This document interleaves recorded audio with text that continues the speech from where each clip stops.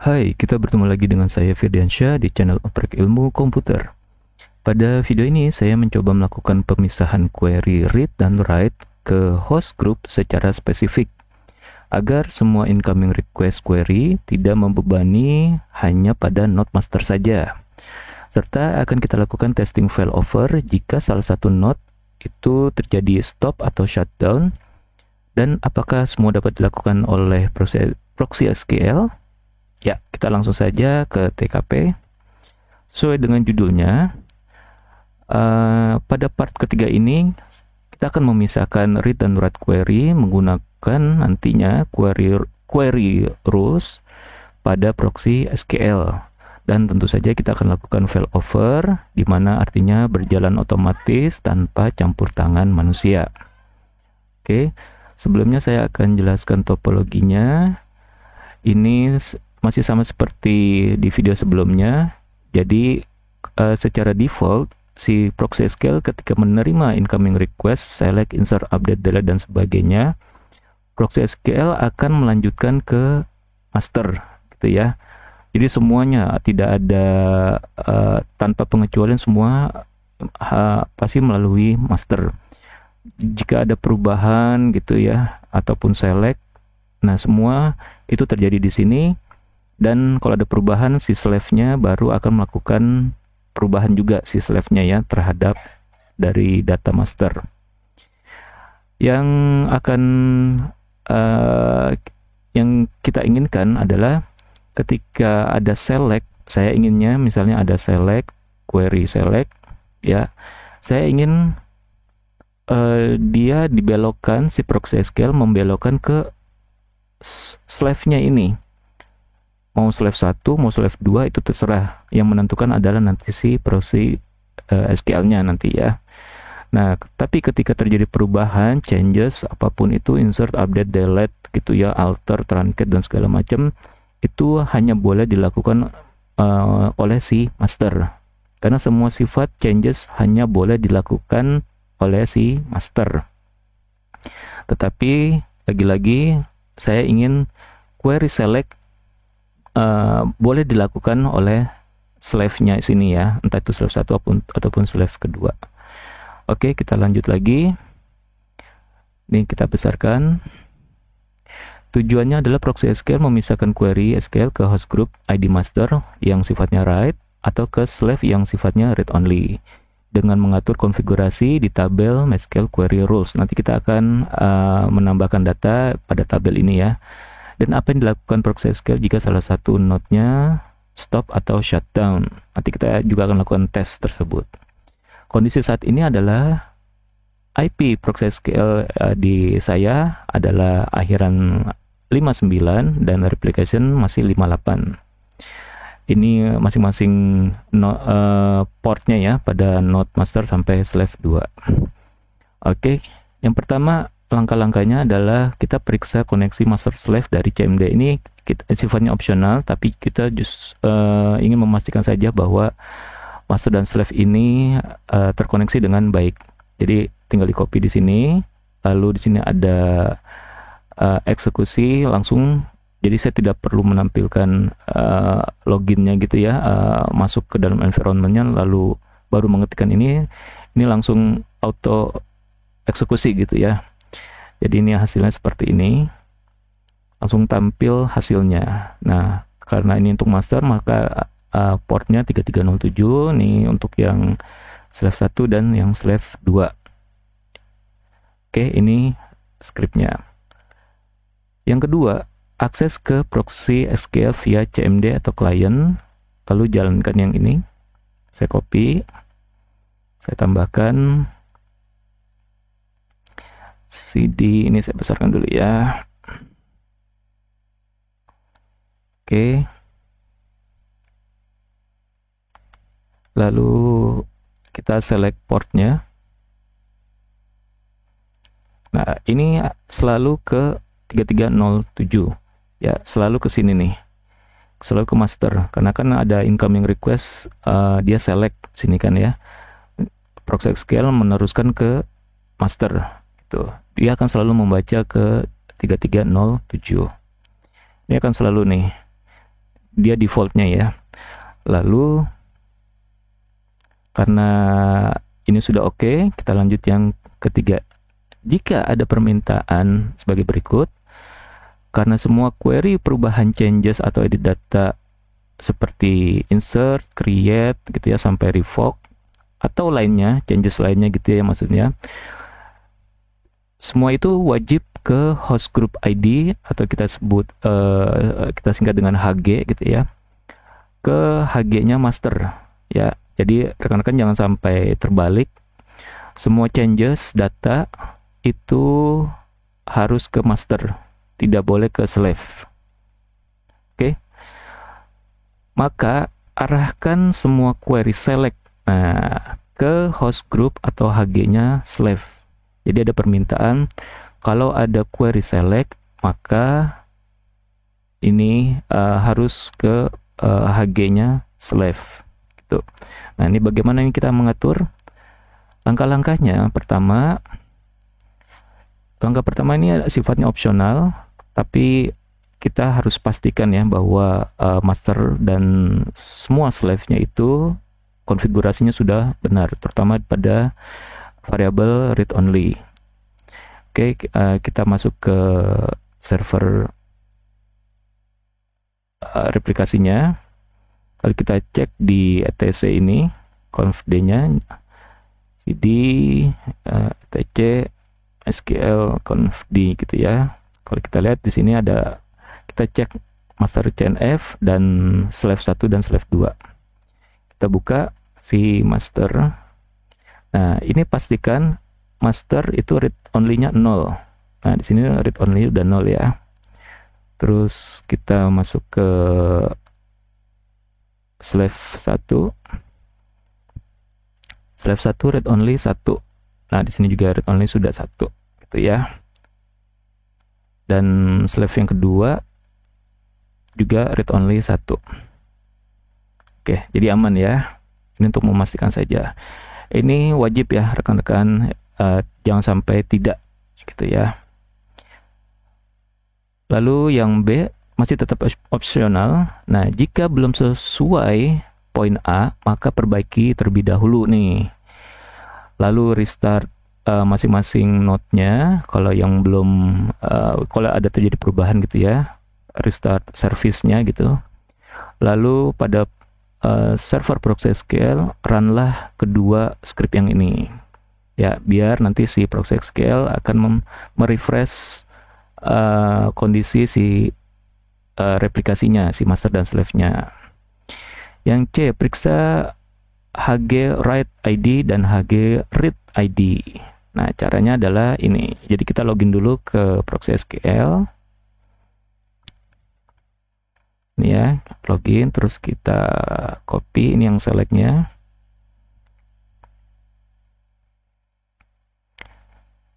Nah, kita bisa lihat read dan readernya, writer dan readernya 1 dan 2. Nah, kita tulis di sini nih, writernya 1, readernya 2 itu ya.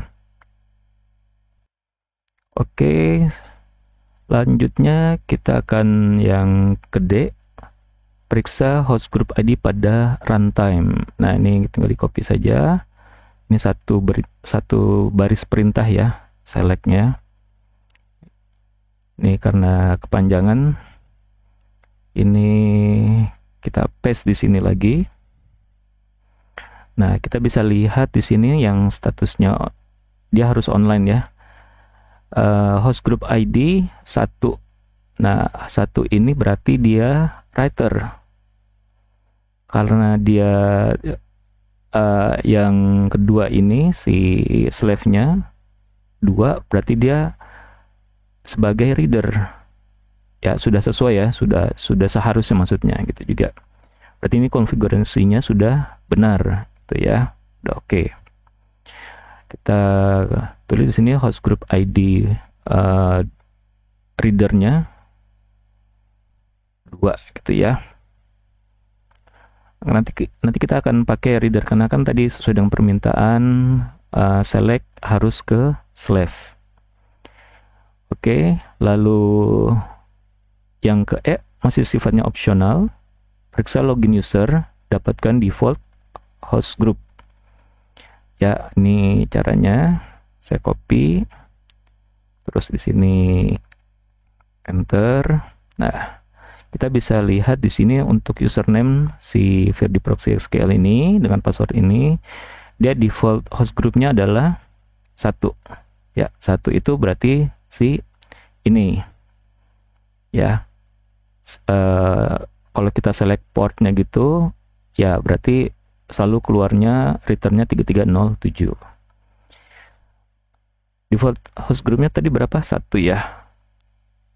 Nah,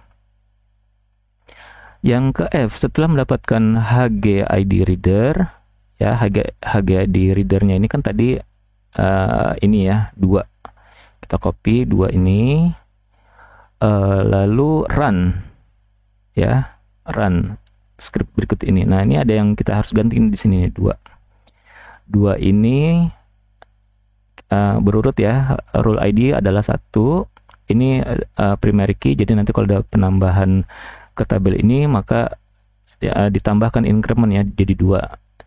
Terus di sini statusnya aktif, ini username-nya, ini match digest-nya, dan ini destination grupnya ya, destination host grupnya. Nah, ini apply-nya gitu ya. Nah, di sini saya menambahkan query rules, jadi semua yang sifatnya select maka routing lah atau arahkanlah itu ke host group keberapa, yaitu ke 2. Nah, di sini host group kedua tuh host group 2 itu yang mana? Yang ini. Ya, yang ini ya. Nah, makanya kalau di Proxy SQL kita tidak lagi membicarakan IP berapa ya atau port berapa, tidak. Tapi kalau di di Proxy SQL kita menentukan host group ID berapa gitu ya. 1K, 2K, 3K dan sebagainya. Karena di sini yang menentukan kalau memang di sini misalnya ada 2, ya nanti biar si Proxy SQL-nya menentukan dia mau mengakses ke yang sini atau yang ke sini ya. Jadi si Proxy SQL yang menentukan ya. Oke, kita copy dulu. Lalu kita insert. Oke, berhasil. Lalu di sini kita jalankan load dan save to disk-nya yang ini ya. Karena ketika kita insert belum terjadi apa-apa nih. Contohnya saya kembali ke CMD-nya di sini. Ini belum terjadi apa-apa, masih 3307. Nanti kita lihat perubahannya setelah kita load dan save ya. Saya copy, saya paste di sini. Oke, terus saya save ini agar permanen tersimpan di hard disk gitu ya, di storage gitu. Nah, save. Nah, sekarang kita lanjut untuk testing. Saya menggunakan editor MySQL Workbench. Nah, sebelumnya kita coba cek kalau tadi ini masih, kalau saya menggunakan perintah select, dia masih ngebaca ke port 3307, maka sekarang berapa ya? Kita bisa periksa. Nah, sekarang portnya ke 3308, di mana 3308 adalah yang ini, ya, yang ini. Jadi si incoming request select terus lewat Proxy SQL, lalu dia membaca konfigurasi di tabel MySQL Query Rules, di mana itu sudah kita load ke runtime. Jadi ini tidak membaca ke tabel lagi ya, tapi ke runtime gitu ya. Nah, itu kan kita belokkan ke sini nih, ke destination host group gitu ya. Kalau yang semuanya select, maka dibelokkan ke host groupnya 2, dimana 2 itu tadi kan kalau saya sebutkan 2 ini ya, ini bisa 3308, bisa 3309. Siapa yang menentukan lagi-lagi adalah proxy SQL. Kalau memang si 3308 ini sedang busy, lagi terbebani banyak request, maka si proxy SQL akan membelokkan ke yang masih kosong bebannya, loadnya gitu. Bisa jadi ke 3309. Kalau slave-nya misalnya di sini ada 3 atau ada 4, ada 5, ya nanti dia bisa menentukan sendiri juga. Jadi kita lagi-lagi proxy SQL membicarakan adalah host group ID, bukan lagi IP ataupun port. Oke, kita lanjut. Testing menggunakan MySQL Workbench. Ini sudah saya siapkan. Ini scriptnya ya. Scriptnya ini sudah saya siapkan juga. Lalu kita coba bikin database-nya. Kita lihat database di sini ada ya. Kita gunakan database tersebut. Terus kita create table-nya. Ini kalau terjadi seperti ini, nah tambahkan tabel nama database-nya dot nama tabelnya gitu ya. Terus nanti kita akan, nah ini saya tambahkan dulu. Kalau kita select port sekarang, nah sekarang 3309 ya, jadi random untuk si proxy SQL-nya. Saat ini dia masih di 3309. Kita terus ini ya, 3309 sini. Terus sekarang saya akan insert datanya. Kalau insert itu nanti sambil saya membaca portnya nih ya, jadi nanti akan terlihat port berapa sih kalau kita menjalankan perintah insert. Insert kan salah satu changes ya, salah satu changes data ke database. Jadi kita coba insert, kita jalankan. Ini berhasil. Lalu kita query nih. Ya, kita query. Ini saya select. Nah, di sini, oh belum di sini ya. Nah, di sini sesuai dengan tadi perintahnya insert ini, maka kita bisa lihat justru portnya 3307, yaitu miliknya siapa? Miliknya si master ya. Master, dan memang sudah seharusnya dan harus gitu, wajib ya. Lalu ini sudah oke. Terus kalau kita mau select lagi, misalnya kita select lagi gitu, ya berat dia bukan ke 3307 tapi ke HG 2 gitu ya, HG ID 2, host group ID 2. Lagi-lagi yang ini ya, yang saya select di sini bisa ke server yang ini ya. Kalau ini beda IP ya, kalau memang beda IP, ataupun ke server yang ini gitu, karena dia host group ID-nya sama. Oke. Kalau kita insert lagi misalnya gitu ya, kita insert lagi deh, terus kita select lagi, ya tetap dia ke portnya.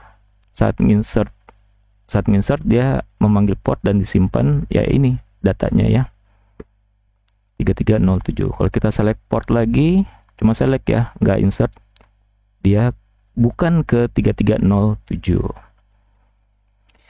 Oke, kita lanjut. Lalu tes stop salah satu node slave bergantian agar terlihat perpindahan query ke node slave yang masih aktif. Lalu run select portnya gitu ya. Jadi saat ini ketiganya kan masih aktif nih. Ini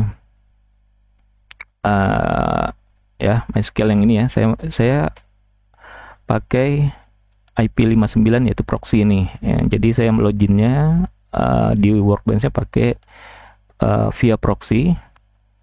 Jadi saya connect-nya, kalau secara topologinya saya connect-nya ke sini nih, bukan ke sini lagi ya, tapi langsung ke proxy SQL gitu ya.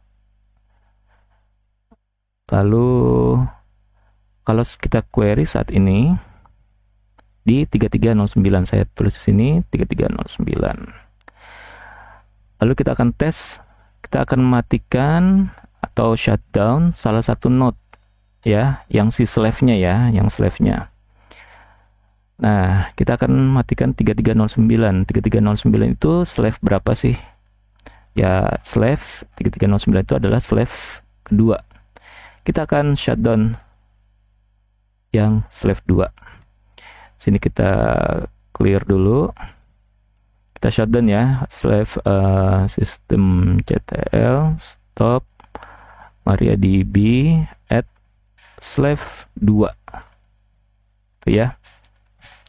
Kita shutdown. Sekarang kita cek, maka IP port yang digunakan sekarang adalah dari 3309 menjadi 3308 gitu ya. Karena kan tadi di slave yang kedua sudah kita shutdown gitu. Dan yang masih aktif pun ya ini tersisa 3308 yang di sini ya. Nah, kalau dua-duanya down bagaimana? Ya, kita coba saja. Kita matikan slave ke satu juga. Terus kita coba query. Ini ya, query select port gitu. Maka di sini masih muter-muter, berarti masih nunggu, dan ini ada error ya. Lost connection, ini saya copy response gitu ya. Terus di sini ada errornya gitu. Nah, kurang lebih seperti ini errornya ya. Nah, ini errornya. Nah, akan kembali lagi. Bagaimana kalau kita nyalakan yang 3309, yaitu si slave 2-nya, kita coba nyalakan dulu ya. Nih, kita start lagi. Oke, sekarang kita periksa portnya. Nah, ini dia 3309. Kita nyalakan yang slave ke 1 yang 3308. Nah, kita harusnya sih sama ya, karena kan dia lagi tidak busy si kondisi si slave-nya itu ya. Oke, kita lanjut. Kita testing dari tes failover berhasil ya, dan kita sudah tadi buktikan kalau kita insert, dia pasti kalau kita insert ya ke table ini, test table, maka dia selalu menggunakan yang portnya 3307, di mana 3307 ini adalah master. Tapi ketika kita menggunakan select, maka portnya pun antara yang HG2 ya, HG2 itu berarti ya si port 3308 dan 3309 yang ini ya, karena kan sudah sesuai kita belokkan di scriptnya ya, di scriptnya si yang tadi kita jalankan. Mana nih ya insertnya tadi. Nah, ini ya, ke table SQL query rules. Baiklah rekan-rekan, ini sudah kita buktikan bahwa kita bisa split atau memisahkan read dan write query menggunakan query rules, menggunakan tabel MySQL query rules gitu ya. Juga kita lakukan tes failover, di mana artinya berjalan otomatis tanpa campur tangan. Dan hasilnya pun juga oke ya, tidak ada kendala, bahkan semuanya berjalan lancar, normal. Baik, demikianlah di video ketiga saya ini. Di video berikutnya nanti saya akan coba persiapkan setelah kita membangun MariaDB replication, terus kita tambahkan gabungan dengan proses SQL. Nanti kita akan kalau saya sempat akan saya persiapkan video tentang replication manager. Jadi itu lebih seru lagi, lebih menarik, di mana kita bisa melakukan switch over. Artinya kalau failover itu berjalan otomatis tanpa campur tangan manusia. Kalau switch over itu kita switch secara campur tangan manusia gitu ya. Bisa kita lakukan yang slave jadi master, yang master bisa jadi slave gitu ya pada server replication. Semua itu dilakukan oleh replication manager. Tentu di video berikutnya, dan itu lebih menarik karena itu tampilannya web dan itu bisa kita akses dan kita lihat dia berjalan pada node keberapa sebagai masternya, dan status dari masing-masing node itu bisa kita lihat juga secara real time ya, lebih menarik. Baiklah, demikian di video saya yang ketiga ini. Silakan beri komentar, saran, kritik membangun di kolom komentar. Ini semua demi pembelajaran kita semua. Dari saya cukup, terima kasih, salam.